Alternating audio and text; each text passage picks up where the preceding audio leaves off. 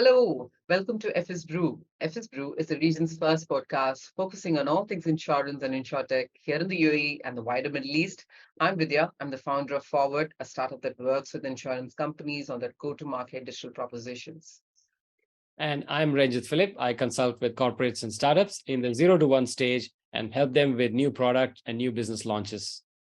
So, in today's episode, we are having a chat with Harald Eltwet, Head of Venture Building at SC Ventures, the corporate venture building arm of Standard Chartered Bank. So, it is a pretty interesting conversation, Vidya.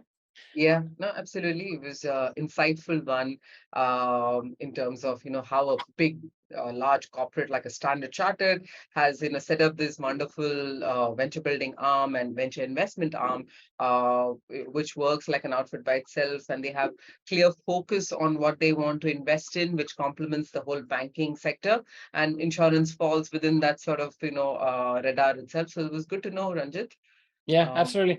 I mean, I think he laid out very clearly that if you want to have the Standard Chartered Bank as a partner or as even as a customer for your fintech, the best way yeah, to do is to apply at that, the SC Ventures Bridge application, and they will respond to you yeah, within a defined timeline and take you through their process. So, and that's a pretty good thing. yeah. He emphasized on the word patience a lot, and I think that's what a lot of startups have to learn. They have to be pretty patient in dealing with a corporate, Yeah. and I'm sure SE Standard Chartered Bank is no exception. Yeah. No, absolutely. And then, think about the use case, right? So if you are under SE Ventures radar and you have a proposition that is complementing the larger financial services sector, that automatically opens your doors to distribution with similar Thanks. industries, banks, Yeah, pretty much different banks maybe, or anywhere else that is falling within the financial service sector. And so that sort of validates it. So if you've got a very clear view as to what the proposition is that can complement, and I think he touched upon it, right? He said something yeah, around embedded insurance from an insurance perspective, something around the embedded piece, or something that's to do with the wealth management and yeah, savings piece that can be linked in would be typically their focus areas. Isn't it, yeah. Ranjit? And also, I think it's good to note that he is actively looking at the MENA region, and there are a few projects under the wraps and soon to Mhm. launch. So I think it's be pretty interesting to watch what happens Yeah, there as well. So yeah, that's be exciting. And he yeah, mentioned two interesting startups, BTO, which is yeah. uh, an interesting name. I don't want to say strange name, but interesting name. It's actually Better Trade Off, and it's based in Singapore. So it's all about upgrading financial planning to become life planning. Very nice segue into financial planning. And then Nice. another one called Autumn, which is Yeah. a digital wealth, health, and lifestyle solution kind of a startup. So it's both health and financial and actual, health wellness. So very, very interesting kind of startups that he talked about. Yeah, no, absolutely. Because they have a good appetite for the MENA region, the well-defined processes, I think it's an exciting time for the entrepreneurs, specifically the insurtech entrepreneurs, to consider them if their proposition fits with what SE Ventures is looking out for. So all in all, a great episode to listen in, especially aspiring entrepreneurs. This is the podcast you don't want to miss. So listen in. Enjoy. Hello. In today's episode, we have a chat with Harald, who is the head of venture building at SC Ventures, the corporate venture building arm at Standard Chartered Bank. Welcome, Harald. Well, thanks for welcoming me. Perfect. And now for our listeners, I mean, you must be thinking, fintech and banks. Well, there are some implications for you, listeners, from an insurance and wealth management point of view. And it's also good to learn from the banking industry on how they manage and incubate innovative startups. So let's get into it. Start with the first question. You have a very you had a very interesting career. How did you land into working with a venture builder firm? And also, please tell us a little bit more about your role as well. Sure. Well, okay, so I'm not going to go back to the 20 years of my career, but I would say I always wanted to disrupt. It was my first job. I wanted to do something disruptive, and so I joined back then a web agency. Which was based in France, and it was disrupting the way that advertising agencies were doing business, and I thought it was long time coming that we needed to do things differently, and I was very happy to join that company and do things differently. And I think that drive to do something disruptive, different, has been constant in my entire career. And along the way, I worked for consulting companies, and at some point I launched my own companies. For some of them I was successful, for some of them I was less successful. And in the process of doing so, if you're an entrepreneur, you are going to be faced with the investor side of things. And so very early on, I was I was negotiating term sheets with VCs, and also participated in the establishment of seed stage VCs, and in the process of doing so. So that was my background. I wanted to join a larger corporate that could have the bandwidth to also support the ecosystem, and have a mission in doing so, and met with Standard Chartered Bank. They had just set up their venture arm. They were looking for people like me, basically, just with a little bit of VC experience, with entrepreneur experience, in order to disrupt things, and that's how I got started at Standard Chartered about 3 years ago. Perfect. Very good. Wonderful. Tell us a little bit more about SE Ventures itself. It's spread across, globally across different geographies. I think you're headquartered in Singapore, and perhaps offices across. But also the work SE Ventures does, specifically in the MENA region, and if we can get a little more specific around the financial services sector itself. Yeah. Well, we only are in the financial sector. We're a big financial institution, so that's what we do. We won't invest or build ventures that are not related to the financial industry, even if it's sometimes a little bit in parallel. But so yeah, SE Ventures, we are about 5 years old. We are turning 5 years old this year. Okay. We are the corporate venture arm of Standard Chartered Bank. We do mostly two things. We invest in fintechs. Our sweet spot is fintechs that have already reached a certain maturity. So we look at a Series B stage is our preference. And what we'll do is we'll take a minority stake in the business, but we'll connect them to the bank so that they can work with the bank, and flourish their business into a use case of the bank. So that's one of the activities that we do.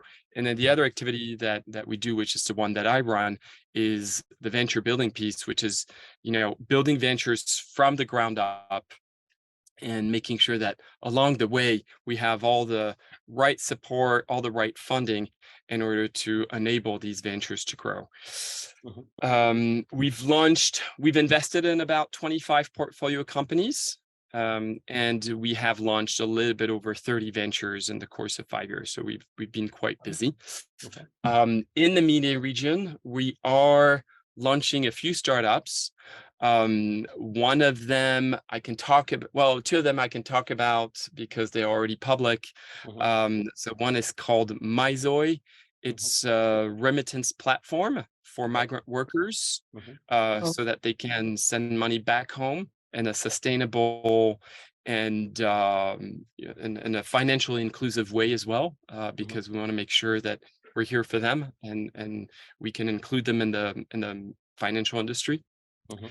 The other one is a company called Apro, which is a loan and credit card aggregator, and especially for new people new to the market and who are don't have a lot of credit history, and they need to apply for a credit card and they get rejected by banks. Got it. And we have a few other coming, but they're still in the pipe, so I can't talk too much about them. Got it. Got it. No, absolutely. I mean, I think the thin file credit history is an interesting story. I mean, I recently went to the US again, and I found obviously my credit history was all in the UAE, and I couldn't even get a credit card or anything without placing a large deposit. So I think I'm pretty sure that's the same situation here as well. So from a overall kind of VC environment, and funding environment.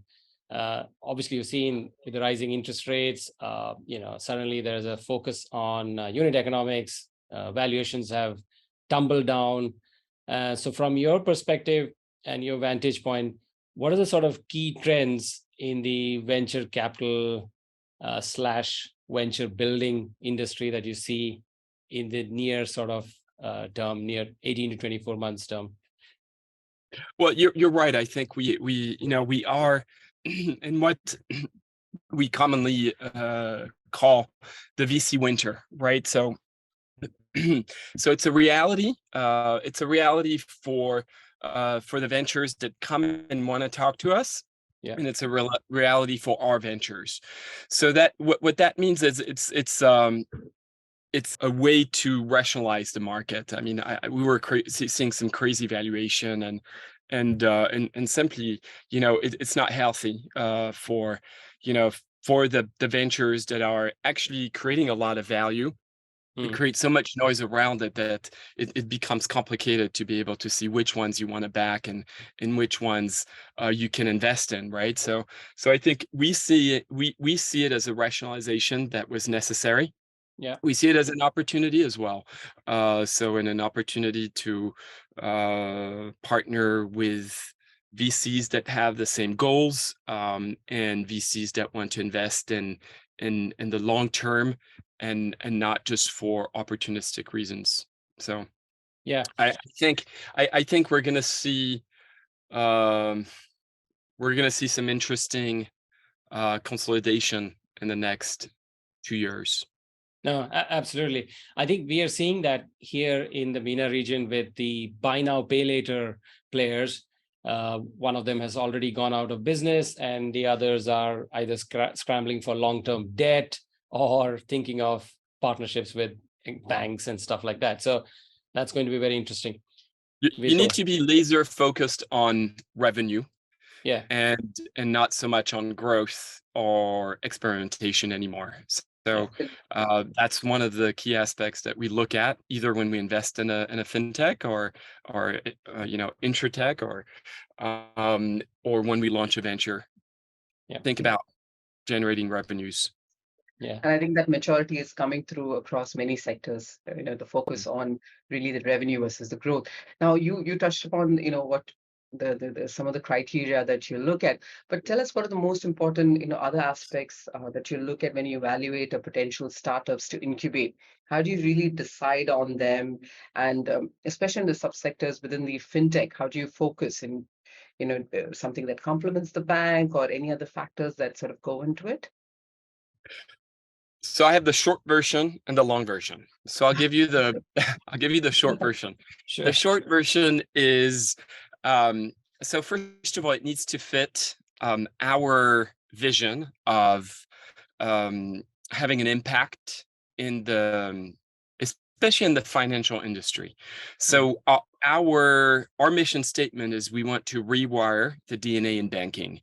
And you could argue you need to rewire the entire financial ecosystem, from banks, insurance, lenders, potentially even regulators, the way that all of this has been functioning. We've put the customer very often not at the center of the proposition. So making sure the customer is at the center of the proposition is what we're focusing on. It's been a little bit of a wake-up call for us because we're a big bank, and we were not really paying attention to what was happening outside. And we've seen the emergence of payment systems of the big techs that have completely shifted the way that people transact, the way people invest, the way people think about banks. You know, do they even care about a bank? You could argue that a lot of people care about having a wallet and having money, but do they care about having a bank that they need to go to? I don't know. So we need to reconnect with society in a really meaningful way. So that's number one. And we've identified that in order to be meaningful to our customers, we want to develop and invest in 4 different sectors. One is around digital economy. Where do people bank? How do they bank?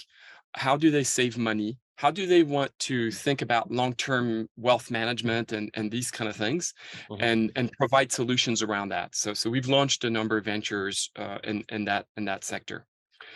We want to think about SME and trade. We want to support SMEs as what we call the missing middle. Ranjit, you're coming from India. In India alone, 65% of the economy is coming from MSMEs, right? And they're highly underserved. So how can we serve them better? And we have solutions, for that, so that we can educate them, we can provide business services, we can make them grow, provide loans that are more adapted to their needs, and so forth. Digital assets. So obviously you've 2022 was a big year for crypto, the good and the bad of crypto. But we do believe that a big bank knows how to custodize, for example, currencies. We know how to custodize assets. This is something that we've been doing for a very long time. So things like that, and then sustainability and inclusion is our fourth theme. So that's the first step. And then how do I look at a business? Initially, apart from the pitch, the pitch needs to have all the right ingredients. I don't need to provide a class on what's a good pitch, but mostly what I look at are 3 dimensions. The problem. Do I care about the problem? Do I think it's a good problem that we should be solving for? Is the solution credible? Is it feasible? Is it desirable? Is it viable? And then the third one is the team. Is the team the right team for it? Have they done it before? Are they charismatic? Is it the right composition of the team, and so forth? And then obviously, then it's money and financials. Although it's a great idea to have a class on how to pitch. I'm sure some of the aspiring founders would love that, but sounds great. Yeah, absolutely. So Harald, you said that, it's a mix of sort of companies, that you do take companies which are outside as well, startups, and there's a chance for entrepreneurs to come up from within as well. So that's right. I don't know if this is possible at all, if it's not confidential, but if there is one of those startups that you mentioned, how did you kind of take that into your fold, and what were sort of these steps involved? Absolutely. That'd be great to know.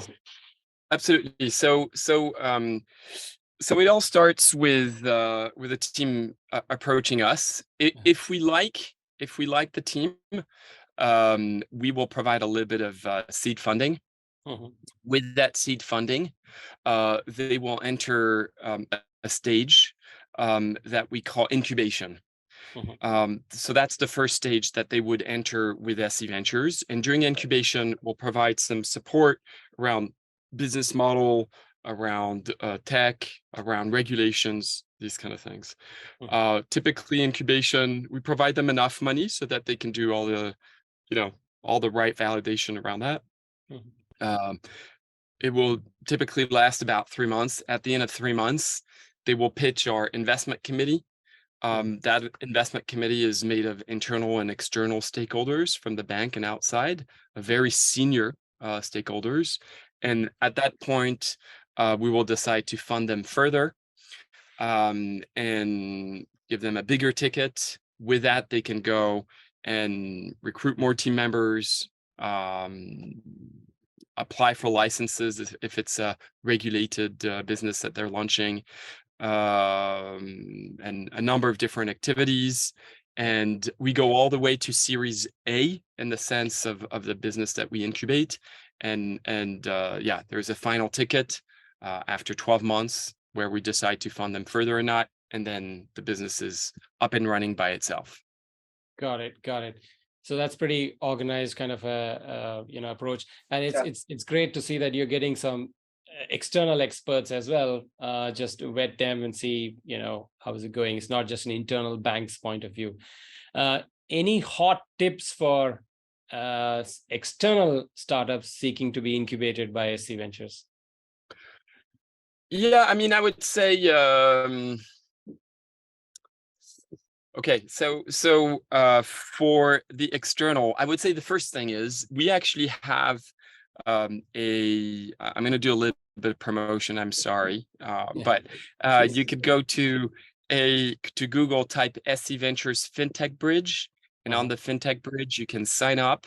And what we promise, and it's a promise we deliver every month, will connect you to the business of the bank. So if you connect to the FinTech Bridge, the first step is participate in business challenges that we run there. And the second ticket is, if you're at the right stage, we'll invest in you as well. Okay. So that would be my very first step. Go on the FinTech Bridge, and then that's the best way to be under our radar. Right. Once you're under our radar, it's a typical, it's a typical dance, I would say. We do a little bit of due diligence, obviously. But we look at, you have to be patient. You have to be super patient with us because we're a big corporate. We are a little bit slower in our decision process, although a lot better than a lot of corporates. So, but we're able to make decisions, and typically within 1 to 3 months, investment decision within 1 to 3 months. You have to demonstrate that you have a business that is, that is growing, that you're getting paying customers, and a tech that is quite different from other things on the market. Perfect. No, that makes sense. That's pretty good. So the first port of call is the bridge, FinTech Bridge, right? SC Ventures Bridge. Yeah, perfect. That's right. Vidya. So if you extend that to specifically Insurtech, Harald, how does SC Ventures assess an Insurtech at the get-go itself? Is it at the concept stage? Is it at the idea stage? But you also said you are looking at something a little more mature. Is that applied even to an Insurtech firms? It'd be great to know your views on that. Yeah, so I would say the way we look at Insurtech. So we would look at Insurtech in terms of a capability to other ventures that we're creating. Okay. So typically it would be embedded insurance that we'd be looking at. Okay. Or, as we were speaking with Ranjit a little bit earlier, it would have to be around wealth. So how do you think about wealth? Is life insurance part of something that you'd be looking into, and these kind of things, right? So that's how we would evaluate Insurtech specifically, how they complement as a capability our portfolio, our ventures, and can we use that in order to have products that make a lot more sense and that people are actually looking for. Maybe one more thing that I think insurance companies do very well, they know how to score people very effectively. So they have access to data, a lot more data. And I think for us, that's a very interesting play, because we were just talking about credit scores, for example, and alternative credit scores. And I think that these are areas that we're very interested in. How can we be more effective in rating people, in a fair way, but also in a way that is going to make sense, right? That we're not going to take risks or too many risks. Yeah. No, makes absolute sense. You mentioned even embedded. Embedded actually makes a very natural fit for the banks. It is anyway done in a very physical way at this point of time with affinity partnerships. So yeah, makes absolute sense. So for the insurtech entrepreneurs, are there any specific tips in terms of how can they raise capital from SE Ventures? Well, I would we just invested in a company, okay, so called BTO. Okay. You can Google it, which is which basically has a really interesting a really interesting model Okay. for um, financial planning, and so obviously that includes life insurance. So I think if it would have to be that Insurtech would have to be bringing something to a wealth solution, for example, or cash solution or transaction or so it would have to be within a financial lens that we would look at it. Okay, and I'll just reference another venture that we're launching called Autumn, like the season, Oh, and it's really the combination of wealth and health that we're combining together. And we just partnered actually we just partnered with a few insurance companies, including AIG, in order to in order to be in order to provide more more financial services around the platform. But it's looking at people's health, looking at their aspirations, looking at their all this data, and based on that, how can we advise them of where to invest based on their appetite, risk appetite, these kind of things as well. So we are being quite creative as well. So if you're an insurtech and you think there is an angle there, absolutely approach us. Right. Now I'm just looking at Autumn. It says digital wealth and health all combined, and I think it makes a lot of sense as we've got a lot of these mental health issues on the rise, and we know finances are a cause of issues with disputes, conflicts, mental health. So it kind of makes a lot of sense. It's a unique angle to get into it, right, Vidya? great. Perfect.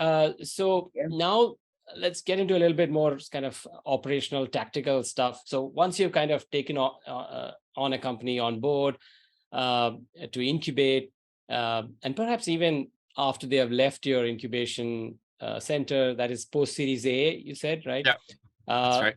What continues to be the level of the operational involvement, if any? Is it just a board seat, or how else do you kind of add value to the startup? Very good question. So I'll answer with a little bit of caveats, okay? Because it depends. There's different situations, but there is a model. So the model is we will remain shareholders. Probably initially we're the majority shareholder because it's so early stage that the venture has not yet raised funds externally. It depends because again I'm putting a little bit of caveats because in some instances we do co-creation with clients, and in that case it's a little bit different, right? So as majority shareholder, we'll have a position on the board. We'll also have some implication on the governance framework of the company, and we'll take an active participant view. Okay. So just making sure that the company is independent, but is making the right decisions. We're a highly regulated company, as you can imagine, and so we need to make sure that the companies that we create, that we incubate, or that we invest, do things in a compliant, risk-aware, and legal manner, wherever their market is, by the way. Got it. So you, in some sense, you become like a parent of a teenage, right? You can't really teenage, or you can't really tell them too much, but at the same time, you are there around in some sense to guide. Well, Um, and as a parent of a teenager, I'm just trying to see if the analogy is correct, but See, yeah, with yeah, like absolutely, the guidance, you the tell them, yeah, strong, the strong will that they are yeah, going in the right yeah, direction exactly. without too much control. Yes, yeah, that's a Absolutely. good analogy. yeah, But on that same vein, how do you decide that, maybe this venture investment is not working? When you Yeah, feel, or when do you make the investment to pull a plug on a venture? When do you stop yeah. trying?